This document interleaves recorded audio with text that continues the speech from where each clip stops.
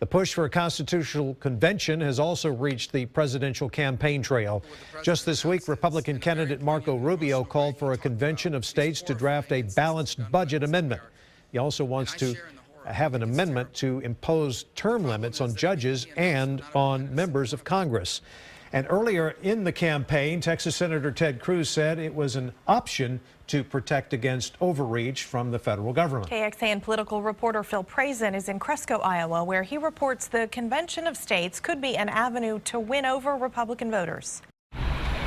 Adding amendments to the Constitution is not a strange idea here in Iowa.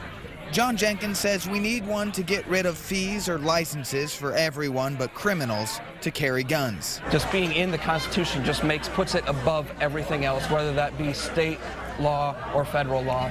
Across the aisle, Mark Jenkins wants an anti-abortion measure written in the Constitution. Saying that a person is a person from the time of conception with equal rights as any other human being. I asked Senator Ted Cruz to lay out how he would like to change our founding document. Critically, a balanced budget amendment. I have been fighting hard for a balanced budget amendment, and as president, I will fight hard for a balanced budget amendment, including also a term limits amendment. I think a term limits amendment is absolutely critical. If you look at the abuses of power we're seeing. He also touts an amendment giving states the ability to decide the issue of marriage. And there are many more amendments we need, in part because the federal government and the courts have gotten so far away from the original text and the original understanding of our Constitution.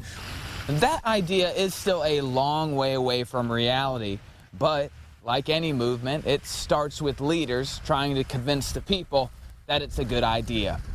Reporting from Iowa, Phil Prazan, KXAN News.